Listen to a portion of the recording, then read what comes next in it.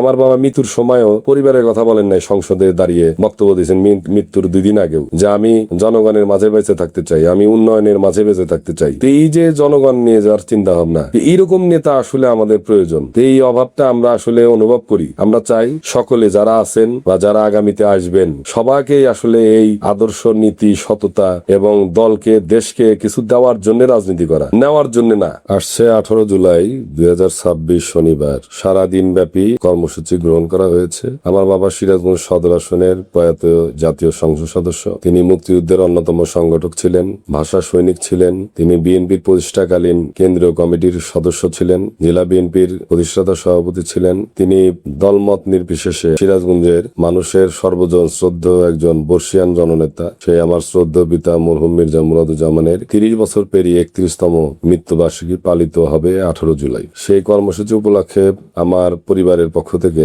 সকাল 10টায় মালসাপাড়া পৌর কবরস্থানে তার রুহের মাগফিরাত কামনার্থে দোয়া মাহফিল, কোরআন খানি আলোচনা হবে এবং কবর জিয়ারত। মরহুমের আমার বাবার পরিবার বর্গের পক্ষ থেকে বিএল স্কুল রোড জামে মসজিদে দোয়া মাহফিলের আয়োজন করা হয়েছে এবং দলীয়ভাবে যেহেতু তিনি জেলা বিএনপির প্রতিষ্ঠাতা সভাপতি ছিলেন, সিরাজগঞ্জ জেলা বিএনপির পক্ষ থেকে প্রতি বছরে নেই, এবারও বাদ মাগরিব দলীয় কার্যালয়ে আলোচনা এবং দোয়া মাহফিল অনুষ্ঠিত হবে। আমি তার সন্তান হিসাবে আমি পরিবার বর্গের পক্ষ থেকে, স্মৃতি সংসদের পক্ষ থেকে এবং দলের পক্ষ থেকে আমি সিরাজগঞ্জবাসীর দলমত নির্বিশেষে সকল শ্রেণী পেশার মানুষকে আমার শ্রদ্ধেয় পিতার 31তম মৃত্যুবার্ষিকী তার রুহের মাগফিরাত কামনার্থে সকলকে ও কর্মসূচিগুলোতে উপস্থিত থেকে আহ্বান করছি, যাতে আমার বাবার দোয়ায় সকলেই শরীক হন এবং রুহের মাগফিরাত কামনা করবেন। এই প্রোগ্রামগুলো 30 বছর যে পালন করে আসছি, আসলে আমি দেখেছি যে মানুষের কিন্তু তার প্রতি যে ভালোবাসা, তার যে আদর্শ, সততা,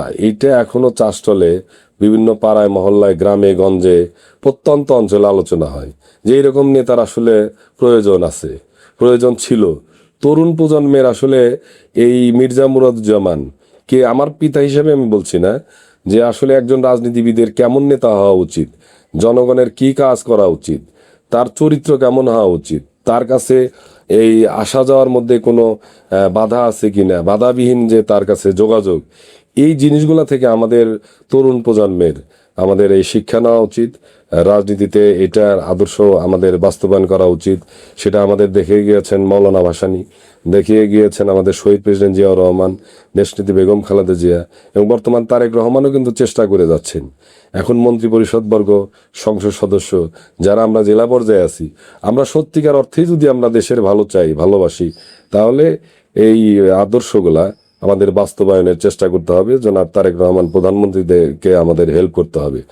তাহলেই হয়তোবা আমাদের এই মির্জা মুরাদুজ্জামানের যে শূন্যতা, আমাদের আর যাদের কথা বলে এই শূন্যতা পূরণ হবে, তাছাড়া আসলে পূরণ হবার নয়। তো মানুষ আসলে অসহায়, তে মানুষ তো চায় যে কোনো স্বৈরাচারী ফ্যাসিস্ট আর কোনো দেশে জন্মগ্রহণ না করুক।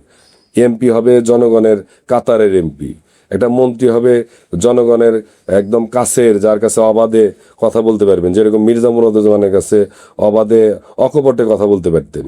এবং আমার বাবা মৃত্যুর সময়ও পরিবারের কথা বলেন নাই, সংসদে দাঁড়িয়ে বক্তব্য দিয়েছেন মৃত্যুর 2 দিন আগেও, যে আমি জনগণের মাঝে বেঁচে থাকতে চাই, আমি উন্নয়নের মাঝে বেঁচে থাকতে চাই। তো এই যে জনগণ নিয়ে যাওয়ার চিন্তা ভাবনা, তো এইরকম নেতা আসলে আমাদের প্রয়োজন। তো এই অভাবটা আমরা আসলে অনুভব করি। আমরা চাই সকলে যারা আছেন বা যারা আগামীতে আসবেন সবাইকেই আসলে এই আদর্শ, নীতি, সততা এবং দলকে, দেশকে কিছু দেওয়ার জন্য রাজনীতি করা, নেওয়ার জন্য না। এইটা আমাদেরকে উপলব্ধি করতে হবে। তাদের আদর্শ বুকে ধারণ এবং লালন পালন করেই আমাদের পথ চলতে হবে।